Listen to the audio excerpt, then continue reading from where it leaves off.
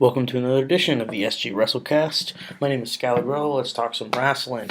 So this is a predictions video for Extreme Rules. I'm gonna be honest with everyone. Since WrestleMania, I haven't watched the TV product much. To be quite honest, I haven't really watched any of it. Just been kind of following what's been online. I've been following NXT a lot, as usual. But I'm going to just give my thoughts on the card and how I think that this is going to be an absolute, absolute fucking just disgrace of a pay-per-view. Besides the main event, which I will get to. Matches that are confirmed, I think is, they're going to be pretty good.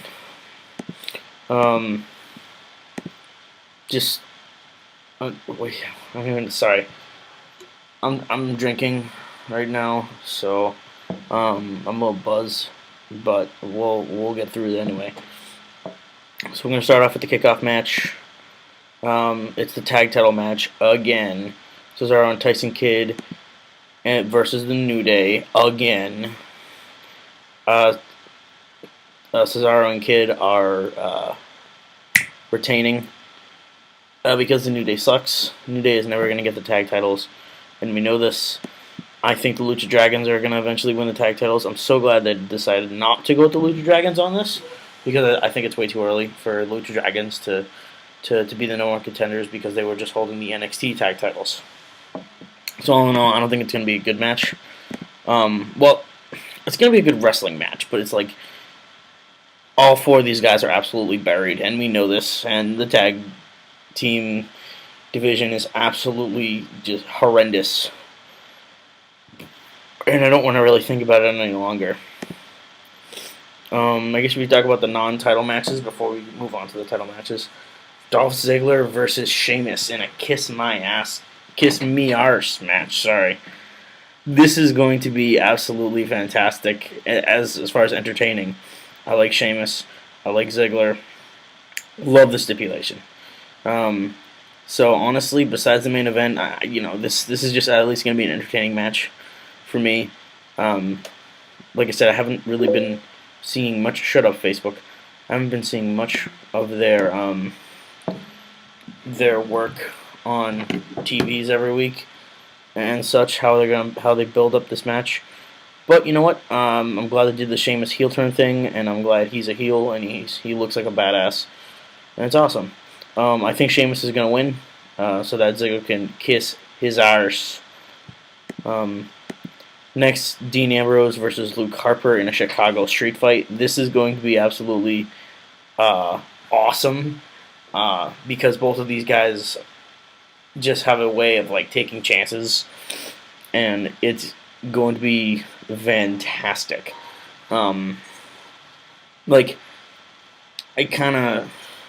I kind of said at the beginning, oh, this is going to be a horrendous pay-per-view. It's not going to be, because the individual moments in the matches, there are going to be moments in each of the matches, and I think Ambrose and Harper, they're going to get real creative on what they can do with the stipulation, which is a street fight. So yeah, Big Show versus Roman Reigns. Why do we have to see this shit again? And you know what? It's going to be a last man standing match. Whoop-de-fucking-do. Another last man standing match. They're not exciting. They're not anything new and different. And I'm going to be bored out of my skull. Because the Big Slow cannot wrestle anymore, and Roman Reigns is this guy where I don't know where he's going. Because he was the #1 contender at WrestleMania, and now he's just kind of fighting the Big Show again. Really awkward. I guess we should talk about the Divas match first. This is going to be a waste of time and space, and yeah. Oh, I didn't give my prediction on Big Show versus Reigns. My prediction is I don't care. I think Roman Reigns is going to win, just because I think he needs a win. And also the Luke Harper Dean Ambrose match. I would give Ambrose the win because he needs it. But then again, if you want to, throw a curveball, give Harper the win. It's either one, really. Divas Championship match, I literally don't care who wins this match. Nikki's retaining. We know this. Unless something's been different going on TV where they've been really trying to push Naomi, which I don't think they have, because it was supposed to be Nikki Bella versus Paige, but unfortunately Paige is injured. Oh my god, here we fucking go. Divas match is going to be absolutely terrible. Nikki Bella versus Naomi. Naomi's the backup choice. And we know this. So, yeah, basically, I think Nikki Bella is going to retain. United States Championship match, John Cena versus Rusev again. Cena's retaining. It's going to be a Russian chain match, which, honestly, I don't know what the stipulate. Like, I don't know what the actual rules of this match is, like what the stipulation is. But guess what? John Cena's retaining because he's the champ. There's no way they're going to take the title off him. I guarantee you that. I guarantee you. So yeah, enough said. I'm going to be bored. Again, it's like 3 matches in a row. I'm going to be bored.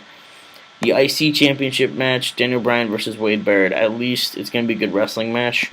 I don't think there's really much story at all for this. I think a better match would have been Ziggler versus Daniel Bryan. But we know this. We thought they were going to go with a Ziggler-Bryan storyline, but they weren't. So, yeah, bad news. And it's the only match that isn't an extreme stipulation, which is kind of bogus. Besides the Divas match as well. But, yeah, at least it's going to be a pretty good wrestling match. I think Bryan's going to retain. They're going to run with him as long as they can with that IC title, because as soon as he drops that title, people are going to be begging him to put him back in the main event. That's my sort of thing.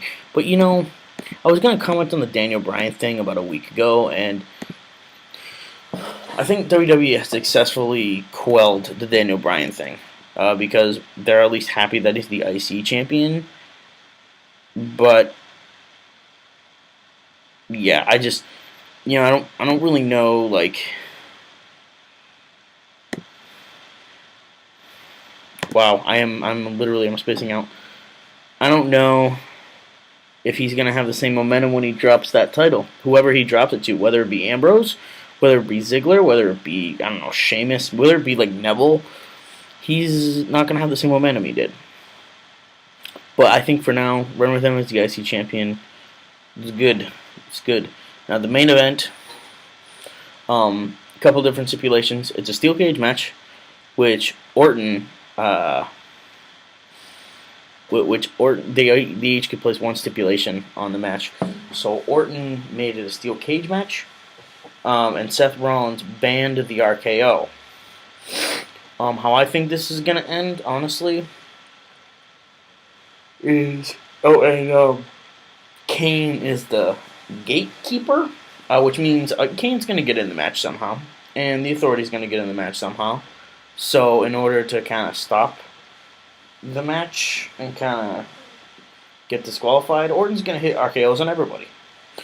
Rollins is gonna retain. Whoop-de-fucking-do. It's kind of predictable, but at least, you know, these guys can tell a good story. They legitimately don't like each other, which is great, and I think they have a chance to main event a pay-per-view rather than, being second on WrestleMania. Weird.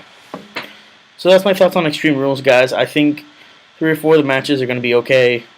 Most of them are going to be snores fests. It's in about 4 days. You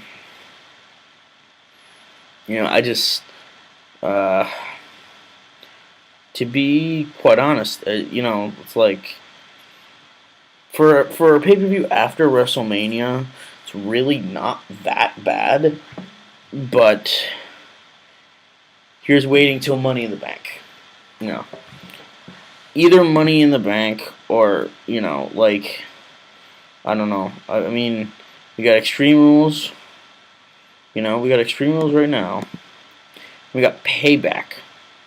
Then we got Money in the Bank. So, you know what? I'm just kind of waiting up until Money in the Bank. Battleground, SummerSlam, which is going to be pretty good. Then Champions, Hell in a Cell, Survivor Series, TLC. And then we're back to Royal Rumble, Fastlane, WrestleMania, whatever. Um, I think, you know, out of all the pay-per-views of the year, I really enjoy Extreme Rules sometimes.